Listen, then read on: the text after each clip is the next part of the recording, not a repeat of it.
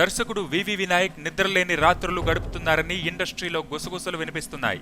ఖైదీ number 150 cinema విషయంపై ఆయన మీద తీవ్ర ఒత్తిడి పెరిగిపోతున్నట్లు తెలుస్తోంది. చిరు ఈ సినిమాను చాలా ప్రెస్టీజియస్ గా తీసుకున్నారు.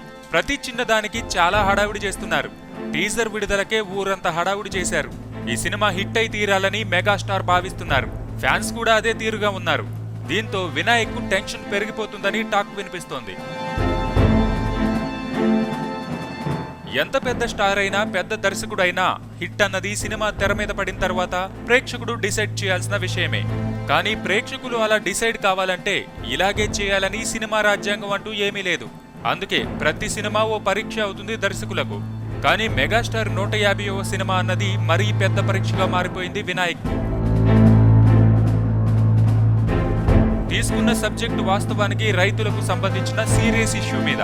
దాన్ని మాస్ జనాలకు నప్పేలా పరుచూరి గోపాలకృష్ణ అనేక మార్పులు చేర్పులు చేశారు. దానికి తోడు చిరు సినిమా అంటే ఎన్నుండాలో కామెడీ, డాన్స్లు, ఫైట్లు, ఎమోషన్లు ఇలా అన్ని జోడించుకుంటూ వెళ్తున్నారు. సో ఇవన్నీ కలిసి ఎలా వచ్చాయన్నది సినిమా వస్తే గానీ తెలియదు. అదే వినాయక్ టెన్షన్ గా ఇండస్ట్రీలో గుసగుసలు వినిపిస్తున్నాయి.